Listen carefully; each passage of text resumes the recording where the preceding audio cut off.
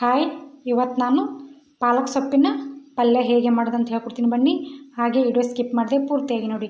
ಒಂದೇ ಥರ ಪಾಲಕ್ ಸೊಪ್ಪಿನ ಪಲ್ಯ ತಿಂದು ಬೇಜಾರಾಗಿದ್ದರೆ ಈ ಥರ ಹೊಸ ಥರ ಟ್ರೈ ಮಾಡಿ, ಸೂಪರ್ ಆಗುತ್ತೆ. ಬನ್ನಿ ಇವಾಗ ಪಾಲಕ್ ಸೊಪ್ಪಿನ ಪಲ್ಯ ಮಾಡಲು ಬೇಕಾಗಿರೋ ಸಾಮಗ್ರಿ ನೋಡೋಣ. ಒಂದು ಕಟ್ಟು ಪಾಲಕ್ ಸೊಪ್ಪು ತೊಗೊಂಡಿದ್ದೀನಿ, ಈ ಥರ ಕಟ್ ಮಾಡ್ಕೊಂಡಿದ್ದೀನಿ, ಹಾಗೆ ತೊಳೆದಿಟ್ಕೊಂಡಿದ್ದೀನಿ. ಎಣ್ಣೆ, ಕಡಲೆಬೇಳೆ, ರುಚಿ ತಕ್ಕಷ್ಟು ಉಪ್ಪು, ಜೀರಿಗೆ, ಒಂದು ದಪ್ಪಂದು ಈರುಳ್ಳಿ ಸಣ್ಣ ಕಟ್ ಮಾಡ್ಕೊಂಡಿದ್ದೀನಿ, ಹಾಗೆ ಹಸಿಮೆಣಸಿಕಾಯಿ ಕುಟ್ಟಿಟ್ಕೊಂಡಿದ್ದೀನಿ, ಹಾಗೆ ಬೆಳ್ಳುಳ್ಳಿ ಕುಟ್ಟಿಟ್ಕೊಂಡಿದ್ದೀನಿ, ಹಾಗೆ ಶೇಂಗಾ ಪುಡಿ. ಬನ್ನಿ ಇವಾಗ ಹೇಗೆ ಮಾಡೋದಂತ ನೋಡೋಣ. ನೋಡಿ, ಒಲೆ ಮೇಲೆ ಒಂದು ಕಡಾಯಿ ಇಟ್ಕೊಳ್ಳಿ ಅಥವಾ ಈ ಥರದೊಂದು ಪಾತ್ರೆ ಇಟ್ಕೊಳ್ಳಿ. ಬನ್ನಿ ಇವಾಗ ಗ್ಯಾಸ್ ಹಚ್ಕೊಳ್ಳೋಣ. ಇವಾಗ ಎಣ್ಣೆ ಹಾಕ್ಕೊಳ್ಳೋಣ.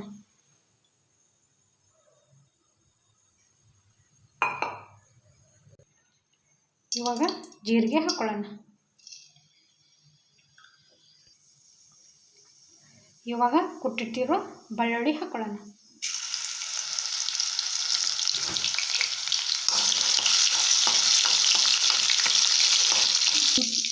ಬೆಳ್ಳುಳ್ಳಿ ಹಸಿ ಸ್ಮೆಲ್ ಹೋಗಿ ಇವಾಗ ಕಟ್ ಮಾಡಿ ಇಟ್ಕೊಂಡಿರುವ ಈರುಳ್ಳಿ ಹಾಕ್ಕೊಳ್ಳೋಣ.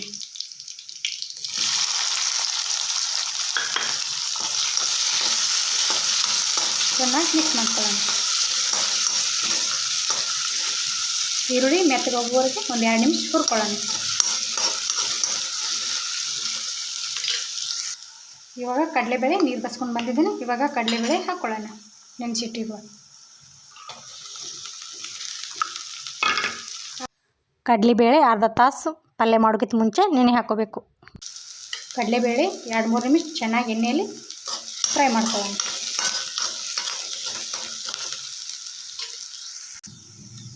ನೋಡಿ, ಕಡಲೆಬೇಳೆ ಎಣ್ಣೆಲಿ ಚೆನ್ನಾಗಿ ಫ್ರೈ ಆಗಿದ್ದಾವೆ. ಇವಾಗ ಕುಟ್ಟಿಟ್ಟಿರುವ ಹಸಿಮೆಣಸಿನ್ಕಾಯಿ ಹಾಕ್ಕೊಳ್ಳೋಣ.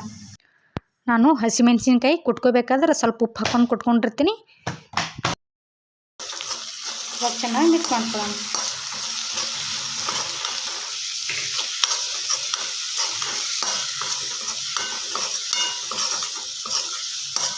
ನಿಮ್ಮ ಖಾರ ನೋಡಿ ಹಾಕ್ಕೊಳ್ಳಿ.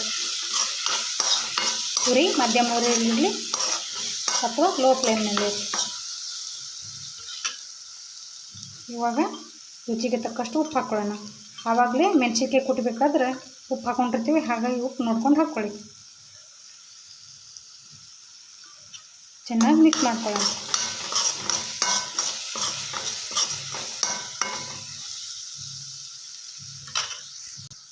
ಇವಾಗ ಶೇಂಗಾ ಪುಡಿ ಹಾಕ್ಕೊಳ್ಳೋಣ. ಚೆನ್ನಾಗಿ ಮಿಕ್ಸ್ ಮಾಡ್ಕೊಳ್ಳೋಣ. ಹಾಗೆ ಲೈಕ್ ಮಾಡಿ, ಸಬ್ಸ್ಕ್ರೈಬ್ ಮಾಡಿ. ಇವಾಗ ಪಾಲಕ್ ಹಾಕ್ಕೊಳ್ಳೋಣ.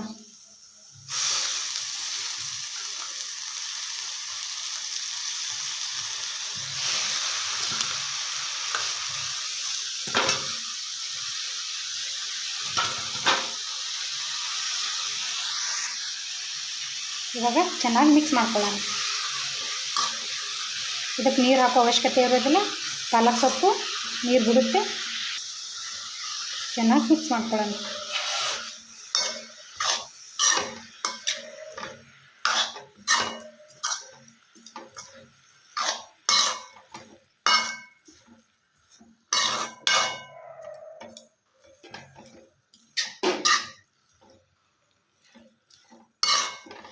ಇವಾಗ ಇನ್ನು ಸ್ವಲ್ಪ ಶೇಂಗಾ ಪುಡಿ ಹಾಕ್ಕೊಳ್ಳೋಣ. ನಾನು ಆವಾಗಲೇ ಅರ್ಧ ಹಾಕ್ಕೊಂಡಿದ್ದೆ, ಅರ್ಧ ಇಟ್ಕೊಂಡಿದ್ದೆ. ಇವಾಗ ಶೇಂಗಾ ಪುಡಿ ಹಾಕ್ಕೊಳತ್ತೀನಿ.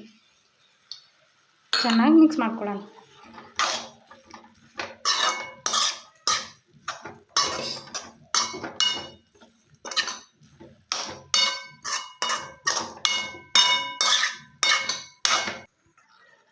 ಮೇಲ್ಗಡೆ ಪ್ಲೇಟ್ ಮುಚ್ಕೊಳ್ಳೋಣ. ಚೆನ್ನಾಗಿ 3-4 ನಿಮಿಷ ಬೇಯಿಸ್ಕೊಳ್ಳೋಣ ಮಧ್ಯಮ ಉರಿಯಲ್ಲಿ. ಬನ್ನಿ ಇವಾಗ 3-4 ನಿಮಿಷ ಆಗಿದೆ, ನೋಡೋಣ. ನೋಡಿ, ಇವಾಗ ಪಲ್ಯ ಚೆನ್ನಾಗಿ ಕುದ್ದಿದೆ. ಇವಾಗ ಚೆನ್ನಾಗಿ ಮಿಕ್ಸ್ ಮಾಡ್ಕೊಳ್ಳೋಣ. ನೋಡಿ, ತಾನೇ ನೀರು ಬಸ್ಕೊಂಡಿದೆ ಪಲ್ಯ. ನಾವೇನೋ ಒಂದು ಹನಿ ನೀರು ಕೂಡ ಹಾಕ್ಕೊಂಡಿಲ್ಲ.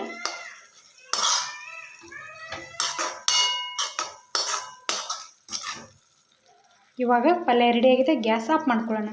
ಹಾಗೆ ಒಂದು ಬೌಲ್ಗೆ ಸರ್ವ್ ಮಾಡ್ಕೊಳ್ಳೋಣ. ನೋಡಿ, ಇವಾಗ ಪಾಲಕ್ ಸೊಪ್ಪಿನ ಪಲ್ಯ ರೆಡಿಯಾಗಿದೆ. ಇದನ್ನು ನಾವು ಚಪಾತಿ ಜೋಡಿ ತಿನ್ಬೋದು, ಹಾಗೆ ರೊಟ್ಟಿ ಜೋಡಿ ಕೂಡ ತಿನ್ಬೋದು. ಸೂಪರಾಗಿರುತ್ತೆ.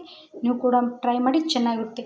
ಹಾಗೆ ಪಾಲಕ್ ಸೊಪ್ಪಿನಲ್ಲಿ ತುಂಬ ವಿಟಮಿನ್ ಇರುತ್ತೆ. ಹಾಗಾಗಿ ಪಾಲಕ್ ಸೊಪ್ಪು ಈ ಥರ ಡಿಫ್ರೆಂಟಾಗಿ ಟ್ರೈ ಮಾಡಿ, ಸೂಪರಾಗಿರುತ್ತೆ.